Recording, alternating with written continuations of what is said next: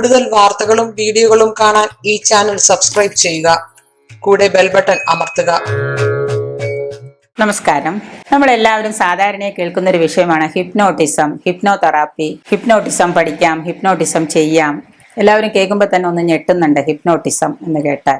യഥാർത്ഥത്തിൽ ആക്ച്വലി അങ്ങനെയൊക്കെയാണ്. ഹിപ്നോട്ടിസം എന്ന് പറഞ്ഞാൽ നമ്മുടെ ഉള്ളിലുള്ള ചിന്തകളെയും വിചാരങ്ങളെയും മറ്റൊരാൾക്ക് വലിച്ചെടുക്കാനോ വായിച്ചെടുക്കാനോ സാധിക്കും. നമ്മളിലുള്ള വികാരങ്ങളെയെല്ലാം ബോധ മനസ്സിൽ നിന്ന് പുറത്തേക്ക് കളഞ്ഞ് ഉപബോധ മനസ്സിലേക്ക് പുതിയ പുതിയ വികാരങ്ങളും ചിന്തകളും ഓട്ടോ സജഷനായിട്ട് പുതിയ പുതിയ മന്ത്രങ്ങളൊക്കെ ഇട്ടുകൊടുക്കുന്നത് കൊണ്ട് നമുക്കൊരു പുതിയ വ്യക്തിയെ സൃഷ്ടിച്ചെടുക്കാൻ സാധിക്കും. അതായത് നമ്മുടെ ബോധ മനസ്സിനെ ഉറക്കിയിട്ട്, അതായത് രാത്രിയാണ് നമ്മൾ ഉറങ്ങുക, അത് നമ്മൾ എങ്ങനെയാണ് നാച്ചുറലി സാധാരണ നാച്ചുറൽ സ്ലീപ്പാണ്.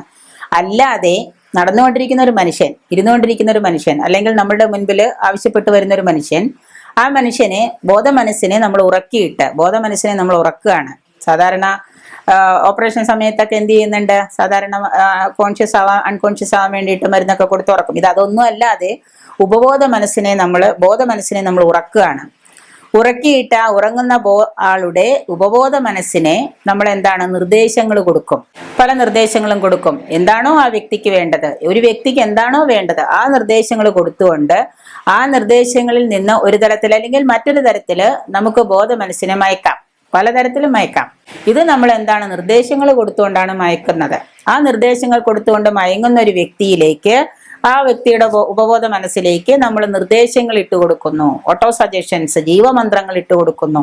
ഈ ജീവമന്ത്രങ്ങൾ ഇട്ടുകൊടുത്ത് ആ മനുഷ്യന്റെ സ്ട്രെസ്, ഡിപ്രഷൻ, ഉത്കണ്ഠ, വിഷമം, ആത്മഹത്യാ പ്രവണത, കുടുംബ പ്രശ്നങ്ങള് എന്തു ആയിക്കോട്ടെ, ഇതിനെയൊക്കെ നമ്മൾ എന്ത് ചെയ്യുന്നു? ജീവമന്ത്രങ്ങൾ കൊടുത്തുകൊണ്ട് അയാളെ നമ്മളൊരു പുനർജീവൻ കൊടുത്തുകൊണ്ട് പുതിയൊരു ജീവിതത്തിലേക്ക്, ഉന്മാദാവസ്ഥയിൽ നിന്ന് പുതിയൊരു ജീവിതത്തിലേക്ക് നമ്മൾ ഉണർത്തി എഴുന്നേൽപ്പിക്കുന്നു. അങ്ങനെ അബോധ മനസ്സിനെ മയക്കി പുതിയൊരു തലത്തിലേക്ക് നമ്മൾ അയാളെ കൊണ്ടുവരുന്നു. ഉറങ്ങുന്ന ഒരാളെ പുതിയൊരു തലത്തിലേക്ക് നമ്മൾ എത്തിക്കുകയാണ്. അങ്ങനെ ആ ഒരു ഇതിൽ നിന്ന്, ആ ഒരു ശീലത്തിൽ നിന്ന് ആ ഒരു വ്യക്തിയെ നമ്മൾ ഒരു വ്യക്തിയിലേക്ക് മാറ്റി ആ വ്യക്തിയുടെ അഗാധമായ സ്ഥാനം ഉപബോധ മനസ്സിന്റെ സ്ഥാനത്തിലേക്ക് നമ്മൾ അതിലേക്ക് മന്ത്രങ്ങൾ ഇട്ടുകൊടുക്കും. അങ്ങനെ അയാളെ ഹിപ്നോട്ടിസത്തിന് വിധേയനാക്കി പലതിനെയും ചെറുത്തു നിൽക്കാനുള്ള ശക്തിയും ഊർജവും കഴിവും ആത്മശക്തിയും ജീവശക്തിയും പവറും വിൽ പവറും എല്ലാം നമ്മൾ ആ വ്യക്തിക്ക് കൊടുക്കും. ഒരു പ്രത്യേക ശക്തി, ഒരു സ്രോതസ്, ഒരു ഊർജം നമ്മൾ ആ വ്യക്തിക്ക് നൽകും. അത് പലതരത്തിലും ചെയ്യാം, പല വിധത്തിലും നമ്മൾ ഹിപ്നോട്ടിസത്തിലൂടെ ചെയ്യുന്നുണ്ട്. അങ്ങനെ ചെയ്ത് ഇത് ശാസ്ത്രീയമായ ഒരു ഹിപ്നോട്ടിസത്തിലൂടെ നേടിയെടുക്കാം നമുക്ക്.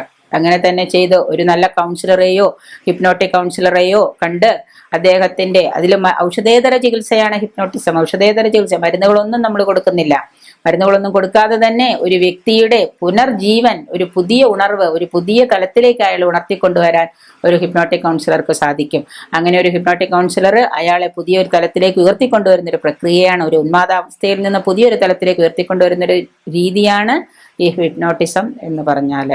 അത് ആവശ്യം വരുന്ന വ്യക്തി ആരാണോ അയാള് ആ തലത്തിലേക്ക് വരാൻ തയ്യാറായി വന്നാൽ ഒരു കൗൺസിലറെ ചെന്ന് സമീപിച്ചാൽ ആ കൗൺസിലർ അതിന് വേണ്ട നിർദ്ദേശങ്ങൾ കൊടുത്ത് അയാളെ അതിലേക്ക് വരുത്തിയെടുക്കുന്നു. അതാണ് സാധാരണ ചെയ്യാറ്.